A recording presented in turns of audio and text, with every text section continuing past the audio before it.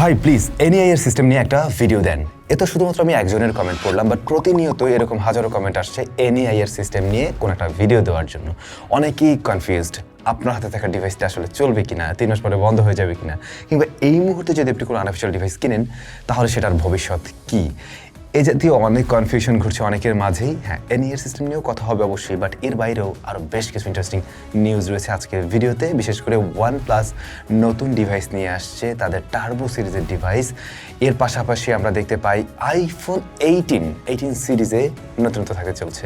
এদিকে আবার Realme 17 Pro Max দেখা যাচ্ছে। ঘটনাটা কি আসলে? তবে তার সাথে ইন্টারেস্টিং ব্যাপার হলো আজকের ভিডিওতে গিভঅ্যাওয়ে থাকবে, স্টে টিউন। আর হ্যাঁ, আরো একটা অ্যানাউন্সমেন্ট কিন্তু রয়ে গেল। আগামীকাল প্রতি রবিবারের মতো আমাদের আস্ক সামের পর্ব থাকবে, সুতরাং আপনার জানতে চাওয়ার প্রশ্নগুলো ঝটপট করে ফেলুন এই ভিডিওতে। ফার্স্ট অফ অল তাহলে NEIR সিস্টেম নিয়ে কথা বলা উচিত। NEIR সিস্টেম চালু হয়েছে গত জানুয়ারির 1 তারিখ, আপনারা জানেন, এবং চালু হওয়ার পরে আমি একটা শর্টস ভিডিও আপলোড করছিলাম এবং সেখানে আমরা দেখতে পাই NEIR যে তাদের যে ওয়েবসাইট, সেই ওয়েবসাইটে বেশ কিছু গ্লিচ রয়েছে, বেশ কিছু ঝামেলা রয়েছে। এখন এই ধরনের সমস্যাগুলো সমাধান রয়েছে, খুব সহজে সমাধান করা যেতে পারে।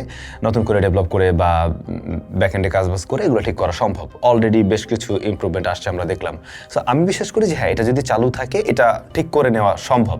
কিন্তু এইটা আমাদের কোন প্রয়োজনে লাগছে এইটা একটু বোঝা দরকার। আর একটা বিষয় হচ্ছে যে এটাকে আরও কীভাবে সহজতর করা যেতে পারে, কারণ NEIR সিস্টেম ব্যবহার করতে গেলে রেজিস্ট্রেশন ডিরেজিস্ট্রেশনের যে প্রক্রিয়াগুলো রাখা হয়েছে সেক্ষেত্রে অনেকে একটু ঝামেলা পড়তে পারে।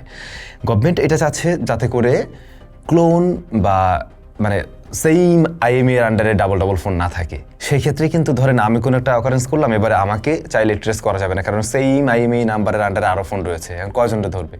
শুনতেছি হাজার ফোনও রয়েছে, এরকম লক্ষ ফোনও রয়েছে। তো এইটা বন্ধের উদ্দেশ্যে মূলত NEIR সিস্টেম চালু করতে চাচ্ছে এক। দ্বিতীয়ত হচ্ছে গিয়ে সরকারের কাছে একটা আমাদের আইডেন্টিটি রেজিস্ট্রেশন হয়ে থাকছে, একটা ডাটা থাকছে, চাইলে খুব সহজে ট্রেস আউট করা সম্ভব।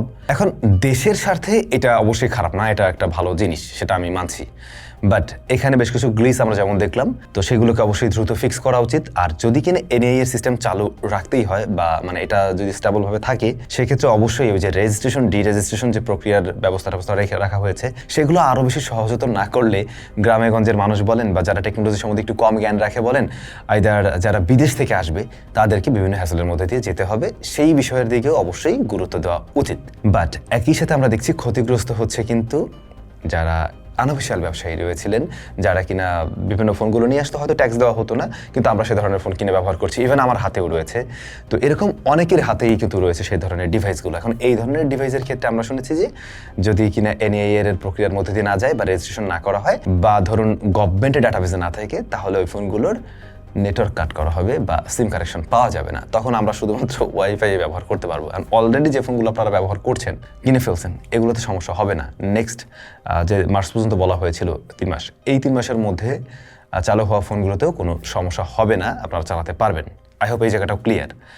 বাট গভর্নমেন্ট এটাও বলছে যে হ্যাঁ, যারা এই ধরনের ফোনগুলো নিয়ে আসতো তারা ট্যাক্স দিয়ে অবশ্যই ফোনগুলো বাংলাদেশ মার্কেটে সেল করতে পারবে। এবারে ট্যাক্সও কিছুটা কমানো হয়েছে। স্টিল আমার কাছে মনে হয় ট্যাক্সের পরিমাণটা আরও কিছুটা কমানো উচিত। আরও কিছুটা না কমালে যে জিনিসটা হবে, আপনার এই ফোনটায় তো আগে কোনো ট্যাক্স যেত না। এখন যখন এখানে একটা মোটামুটি ভালো পরিমাণে ট্যাক্স যোগ হচ্ছে, এটার দামও কিন্তু অনেক বেশি হয়ে যাবে এবং সেই টাকাটা আপনাকে আমাকে দিতে হবে অবশ্যই। এর বাইরে তো আর কিছু করার নেই। তো আলটিমেটলি আমাদেরকে বেশ কিছুটা বেশি দাম দিয়ে ফোন কিনতে হবে। এটা তো বলে একটা সাইড। আর একটা সাইড হচ্ছে ফোনের দাম বাড়তে চলছে। আপনারা চাইলে আমরা এই বিষয়ে একটা ডেডিকেটেড ভিডিও তৈরি করতে পারি। ফোনের দাম সত্যিই বাড়তে চলছে, সেটা আনঅফিশিয়াল মার্কেট বলেন, সেটা আপনি এই অফিসিয়াল মার্কেট বলেন, সব জায়গায় অলরেডি বেশ কিছু বেড়ে গেছে, আরও বাড়বে। কি কারণে বাড়ছে, মানে কি হতে পারে, ভবিষ্যৎ কি, কবে নাগাদ কমতে পারে, এই বিষয় নিয়ে যদি কোনো ভিডিও প্রয়োজন হয় অবশ্যই কমেন্ট করবেন, আমরা সেরকম ভিডিও দেওয়ার ট্রাই করব। তো NEIR সিস্টেম নিয়ে যেটা বলা ছিল আমার, যে হ্যাঁ, এই সিস্টেমের যে সমস্ত গলদ রয়েছে সেগুলো ঠিক করা উচিত এবং আরও বেশি ইউজার ফ্রেন্ডলি, যদি থাকতেই হয় আরও বেশি ইউজার ফ্রেন্ডলি। একই সাথে যারা ব্যবসায়ী এবং সাধারণ ক্রেতারা রয়েছে তারা যাতে ন্যায্য দামে বিক্রি এবং কিনতে পারে সেই বিষয়টাও ইনশিওর করা উচিত। এখন সেই ক্ষেত্রে যদি ট্যাক্স কমানোর প্রয়োজন হয় অবশ্যই ট্যাক্স কমানো উচিত। না হলে এবছরে আমাদের প্রচুর দাম দিয়ে ফোন কিনতে হবে, এছাড়া আর উপায় থাকবে না। যাই হোক, OnePlus-এর কথা বলছিলাম। OnePlus টার্বো 6 চায়নাতে লঞ্চ করছে ওরা, turbo 6 and turbo 6V।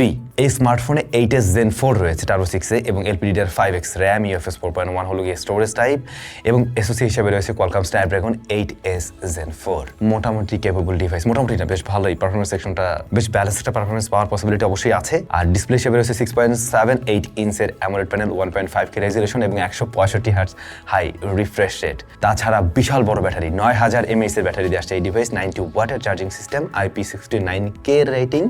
And camera সেকশনে এসে অদ্ভুত কিছু দেখবেন, 50 মেগাপিক্সেলের মেইন শুটারের পাশাপাশি 2 মেগাপিক্সেলের মোনোক্রোম সেন্সর। মানে এটা কিছু হইলো ভাই, আলট্রা ওয়াইডও নেই, টেলিফোটো তো নেই, আর 16 মেগাপিক্সেলের ফ্রন্ট ফেসিং ক্যামেরা। আমি বুঝলাম না এই ফোনের মানে সিস্টেমটা ক্যামেরায় কীভাবে ঘুরাইলো, আই ডোন্ট নো।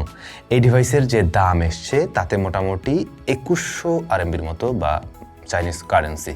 এখন ইন্ডিয়ার ক্ষেত্রে এটা 25-26 এরকম হবে, বাংলাদেশের ক্ষেত্রে আশা করছি আপনি বুঝতে পারছেন, বাট বাংলাদেশে আসলে দাম আরও বেশি হবে। অন্যদিকে টার্বো ভি, ওটাতে ওলেড প্যানেল আছে, 1.5K resolution, camera system 1, ব্যাটারিও 9000 mAh, 80 ওয়াটের চার্জিং সিস্টেম। বাট এখানে এসওসি ছোটো, এসওসি হচ্ছে গিয়ে স্ন্যাপড্রাগন 7S Gen 4। তো জাস্ট এইখানে একটু কস্ট কাটিং করা হয়েছে, বাকি জিনিসপত্র এক, এবং এই কারণে এটার দামও কিছুটা কম, 1900 RMB। ভিডিও শুরুতে বলছিলাম আপনাদের জন্য গিভঅ্যাওয়ে রয়েছে, আর গিভঅ্যাওয়েটা অ্যারেঞ্জ করছে টাইজো। কোন উদ্দেশ্যে? টাইজোতে এই মুহূর্তে উইন্টার অফার চলছে, আর উইন্টার অফারে আপনারা 15% ডিসকাউন্টে আমাদের যে কোনো প্রোডাক্টই পারচেস করতে পারবেন। এমনকি আমি যেটা পরে আছি এটাও টাইজোর প্রোডাক্ট, আর আপনারা 15% ডিসকাউন্টে কিনতে পারবেন। Win15 এই কুপনটা ব্যবহার করলে 15% ডিসকাউন্ট পাওয়া যাবে আমাদের যে কোনো প্রোডাক্টে, সেই সাথে ফ্রি হোম ডেলিভারি রয়েছে এই মুহূর্তে।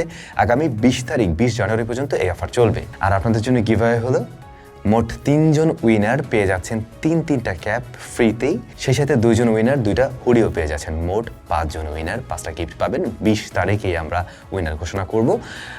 কীভাবে অংশগ্রহণ করবেন ভিডিও ডেসক্রিপশন সমস্ত ইনফরমেশন দেওয়া আছে, একটু দেখে নেবেন। আইফোনের কথাও তো বলছিলাম, হ্যাঁ আইফোন 18 Pro Max এই ডিভাইসটার বেশ কিছু বিষয় জানা যাচ্ছে। যেমন ধরুন 10 গ্রাম ওজন বাড়বে, এবারে চাইতেও 10 গ্রাম ওজন বাড়তে চলছে ওই স্মার্টফোনে। ডিজাইনের ক্ষেত্রে এখন পর্যন্ত মানে মোস্টলি ধারণা করা হচ্ছে এই সিমিলার ডিজাইনই থাকবে, তেমন কোনো পরিবর্তন এখানে আসবে না। একটা লিঙ্ক বলছে ডাইনামিক আইল্যান্ড থাকবে, একটাতে দেখলাম পাঁচল কাট আউট।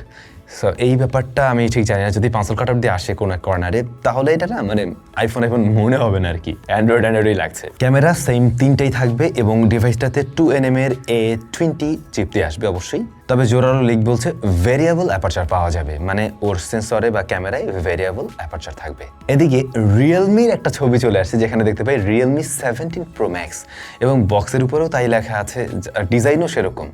ইভেন অনারও রিসেন্টলি নিয়ে আসছে, আপনারা দেখছেন অলরেডি ডিভাইস আমাদের কাছে আছে, অবশ্যই ভিডিও পাবেন। রিয়েলমি 17 Pro Max আসলে কি থাকবে এখন পর্যন্ত জানি না, বাট রিয়েলমি 16 সিরিজের ব্যাপারে কিছু জানা যায়। যেমন সেখানে Dimensity 7300 Max এই এসওসি থাকবে, UFS 3.1 হচ্ছে গিয়ে স্টোরেজ টাইপ, 200 মেগাপিক্সেলের ক্যামেরা, 18 মেগাপিক্সেলের আরেকটা ক্যামেরা যেটা আলট্রা ওয়াইড, এছাড়াও ফ্রন্ট ফেসিং ক্যামেরা 50 মেগাপিক্সেলের 7000 mAh এর ব্যাটারি দিয়ে আসবে। বাই দ্য ওয়ে, আইফোনের ব্যাপারে বললাম না, আইফোনের ওই ডিভাইসে শোনা যাচ্ছে যে 200 মেগাপিক্সেলের শুটারও থাকতে পারে। মানে আইফোন অ্যাপল আর কি কোনো একটা ডিভাইস নিয়ে কাজ করতে চলছে, সেটা নাকি 200 মেগাপিক্সেল ব্যবহার করার পসিবিলিটি আছে। এদিকে ইনফিনিক্সের তরফ থেকে নতুন ডিভাইস আসতে চলছে, এমনকি বাংলাদেশ মার্কেটেও আসবে শুনতে পেলাম। ইনফিনিক্স নোড এজ নামে আর একটা ডিভাইস আসতে চলছে, যে স্মার্টফোনটিতে অবশ্যই কার্ভড প্যানেলেই থাকতে চলছে, অ্যামোলেড প্যানেল, এবং তা 1.5K রেজলিউশনের, Dimensity 7100 এসওসি হিসেবে, যেটা 5G চিপ আপনারা জানেন। 50 মেগাপিক্সেলের মেইন ক্যামেরার পাশাপাশি ফ্রন্ট ফেসিং ক্যামেরায় রয়েছে 13 মেগাপিক্সেলের শুটার, 6500 mAh এর ব্যাটারি অ্যান্ড 45 ওয়াটের চার্জিং সিস্টেম দিয়ে আসছে এই ডিভাইস।